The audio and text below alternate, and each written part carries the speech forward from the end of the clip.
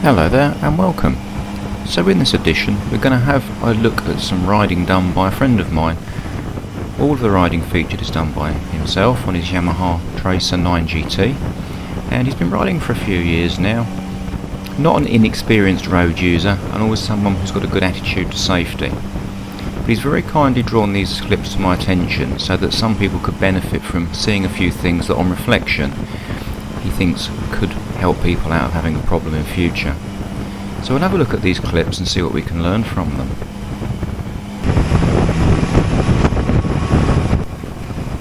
So in this clip here we are approaching a queue of traffic, and no doubt we're going to do a bit of filtering or overtaking. One thing to be very cautious of is notice the vehicle waiting to the left of the white van.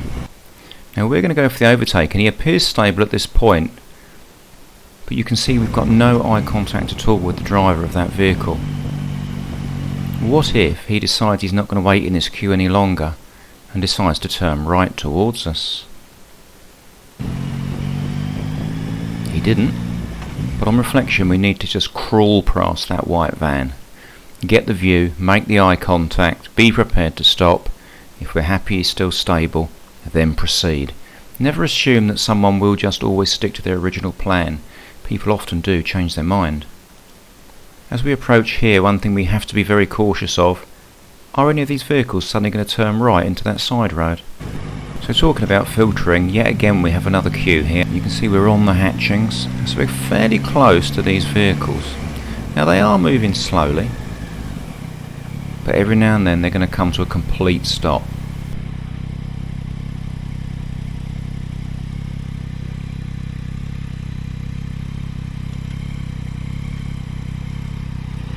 Quite right that he's just sitting here waiting. I wouldn't be filtering up that gap myself. You never know if someone might open a door or just move the car out to the right a little bit. The gap's not great. I appreciate some of you probably would filter. I personally wouldn't with a gap like that. So at this point we decide to go past all of the traffic, and you can see there that we're sort of coming up towards the speed limit, 45, 47. I must say that in the past I've done such similar riding, but now, with training, being older, on reflection, I don't know about you, but I wouldn't be coming up here at this speed. And the reason is, what if one of these cars decides to do a U-turn? I appreciate that if the traffic is moving to some degree, someone doing a U-turn is unlikely, but if it's completely stationary, then it's much more probable. Interestingly, there was a car broken down by the side there as well. One of the vehicles could have given it a wider berth and come out into our path. And someone could emerge from some of these junctions or driveways, especially when you've got a van. It makes visibility different. So whilst it is very tempting to make very rapid progress in these situations, the best thing to do is to come up very slowly and consider moving further to the offside. It's much better to be further to the offside. That way if they do start to pull out, they're less likely to contact with you immediately. You've got a little bit more breathing space. So a little bit of filtering going on here again.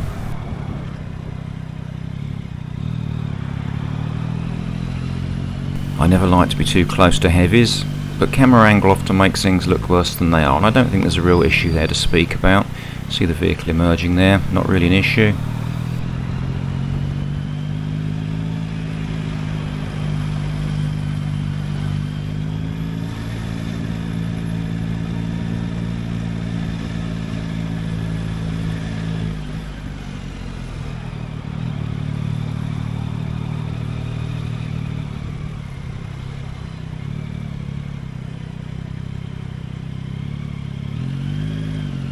So we're fairly close to the highway maintenance vehicle, but we've got a good view of what's going on.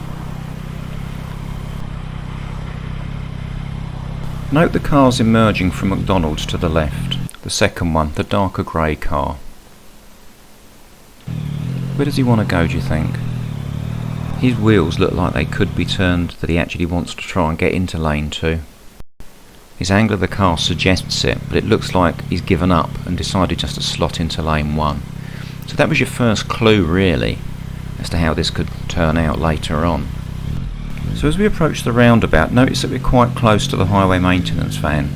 we can't easily see the mirrors. Now I dare say the rider can maybe see the offside mirror. And there we see the grey vehicle again, no signals in lane 1.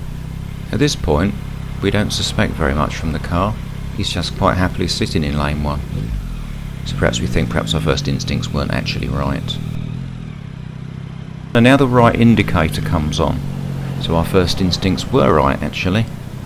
And you can see he's trying to angle a little bit towards the white line. His car is suggestive of, I'd like to get into that lane please.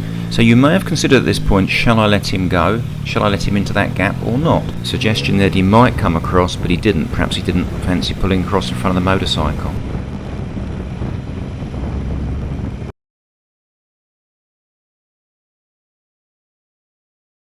And this is the point at which I'd have gone all the way around the roundabout, or I would have hung back until it definitely couldn't go wrong on me. Always create as much space as you possibly can around you. Either get past them early so that they can't touch you, or hang back and see what they do. Make sure it's confirmed. Yes, people shouldn't be turning right in the left lane, but they will. Where's this BMW going to go? Are we sure? And once we're sure, we can carry on. But don't take it for granted, because he could have taken the road ahead for him. In this clip, we're just going through a set of traffic lights. Nothing to worry about, you'd think.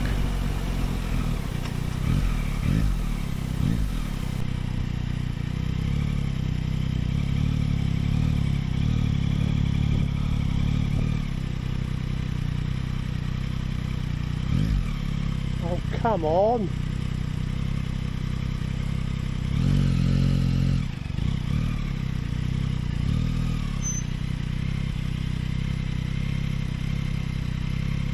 Fortunately my friend's on a motorcycle, but he told me as this progressed he was getting a little bit more twitchy, because we all know what's going to happen.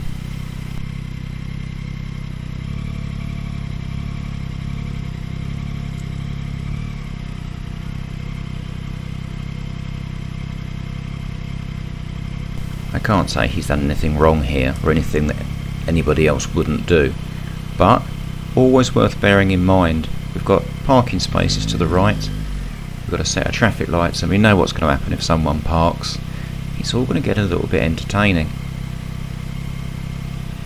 This is why creating space and hanging back and looking for those little areas that you can hide in and get out of the way if necessary is good forward planning. If the motorcycle had been a van or a bus, I don't think this would have ended very well. And it's always worth keeping your observations well up and being alert at all times, because you never know what might happen.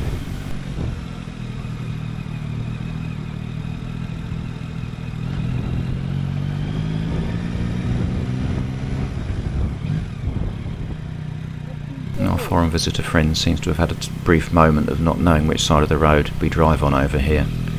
And it happens. You've got to be aware of it. So I hope these clips have been useful to you. Hopefully it's raised some awareness, and maybe it'll help keep you extra safe on the road. And also thank you to my friend for allowing me to use them to assist other riders out there with their safety. So until next time, ride safe and take care.